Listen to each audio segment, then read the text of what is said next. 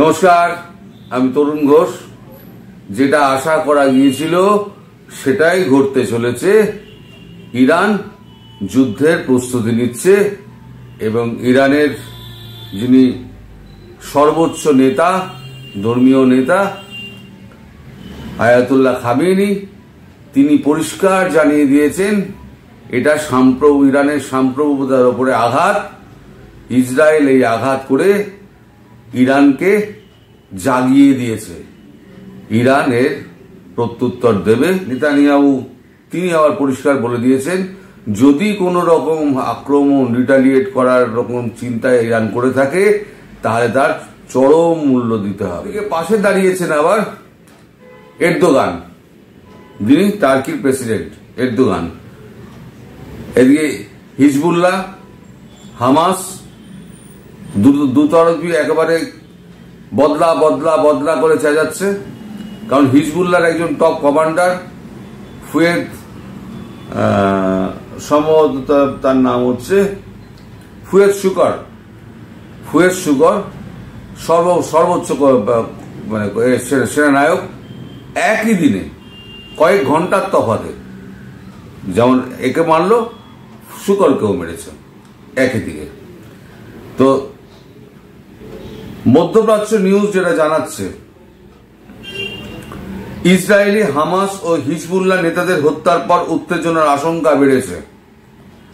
বৈরুতে, যেখানে শুকরকে মারা হয়েছে, বৈরুতে কমান্ডার নিহত হওয়ার দিনেই তেহরানে বিমান হামলায় ইসমাইল হানিয়ার নিহত হওয়ার পর 12 ঘন্টার ব্যবধানে তেহরানে হামাসের রাজনৈতিক নেতা ইসমাইল হানিয়ার এবং বৈরুতে হিজবুল্লাহর এক শীর্ষ কমান্ডারকে বিমান হামলায় হত্যা করার পর ইরান প্রতিশোধ নেওয়ার প্রতিশ্রুতি দিয়েছে। যেহেতু দ্বৈত ইসরায়েলি হত্যাকাণ্ড আসন্ন গাজা যুদ্ধবিরতির আশাকে চূর্ণ করে দিয়েছে এবং বিপজ্জনক বৃদ্ধির ভয়কে উস্কে দিয়েছে এই অঞ্চলে। খামেনি বলেছেন হানিয়া হত্যার প্রতিশোধ নেওয়া তেহরানের কর্তব্য। খামেনি জানান ফিলিস্তিনের স্বাধীনতাকামী সশস্ত্র গোষ্ঠী হামাসের রাজনৈতিক প্রধান ইসমাইল হানিয়ার হত্যার পর ইসরায়েলকে কঠোর শাস্তির হুঁশিয়ারি দিয়েছেন ইরানের সর্বোচ্চ নেতা আয়াতুল্লাহ আলী খামেনি। এক বিবৃতিতে তিনি বলেন, সাহসী ও বিশিষ্ট ফিলিস্তিনি মুজাহিদিন নেতা ইসমাইল হানিয়ার শাহাদাতে প্রতিরোধ ফ্রন্ট শোকে মুহ্যমান। অপরাধী ও সন্ত্রাসী ইহুদিবাদী সরকার আমাদের গৃহে আমাদের প্রিয় মেহমানকে শহীদ করেছে এবং আমাদের শোক আহত করেছে, কিন্তু এর সঙ্গে তারা নিজেদের জন্য কঠোর শাস্তির ক্ষেত্র প্রস্তুত করেছে। চরম হুমকি দিয়েছেন যে কোনো দিন এই গন্ডগোলটি হতে পারে। এর মধ্যে গোলা জলে মাছ ধরতে চলে এসছে তুর্কির প্রেসিডেন্ট এরদোগান। তিনি আবার বলেছেন এই হত্যাকাণ্ড একটি জঘন্য কাজ, যেটির লক্ষ্য হল ফিলিস্তিনিদের যে উদ্দেশ্য গাজার মহান প্রতিরোধ এবং আমাদের ফিলিস্তিনি ভাই বোনদের ন্যায়সঙ্গত সংগ্রামকে ব্যাহত করা, ফিলিস্তিনিদের ইচ্ছাকে ভেঙে দেওয়া এবং তাদের ভয় দেখানো। তবে ইহুদিবাদী বর্বরতা তার লক্ষ্যে পৌঁছতে পারবে না।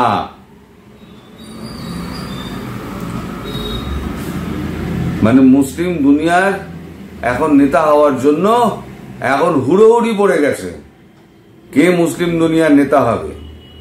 একা ইরানের প্রেসিডেন্ট যদি বলে দেয় বা ধর্মীয় নেতা যদি বলে দেয়, এরদোগান যদি পেছনে পড়ে যায়, পাকিস্তানের অবস্থা খারাপ, নইলে পাকিস্তানে এতক্ষণে দৌড়াতো।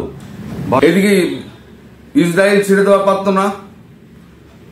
ইসরায়েল পরিষ্কার নেতানিয়াহু বলে দিয়েছেন যে কোনো প্রতিশোধমূলক হামলার জন্য ইসরায়েলকে ভারী মূল্য দিতে হবে। একটা ভিডিও বার্তা উনি 43 সেকেন্ডের দিয়েছেন, সেই ভিডিওটা তো আমি দেখাতে পারবো না, সেই ভিডিওটা আমি দিচ্ছি না। তিনি যা বলেছেন সেটা আমি আপনাদের মুখে বলে দিই। তিনি বলেছেন ইসরায়েল সমস্ত দিক দিয়ে প্রস্তুত, যদি কোনো শক্তি মনে করে হিজবুল্লাহ হোক, হুতি হোক, হামাস হোক, ইরান হোক, যদি কেউ প্রয়াস করে আঘাত করার, তাকে উপযুক্ত জবাব দেওয়ার জন্য ইসরায়েল তৈরি হয়ে বসে রয়েছে। সীমান্তগুলো সমস্ত ঘিরে রেখে দিয়েছে ইসরায়েল, যে আসবে সেই মৃত্যুকে সঙ্গে নিয়ে আসবে। পরিষ্কার জানিয়েছেন যে আসবে, মৃত্যুকে সঙ্গে নিয়ে আসবে।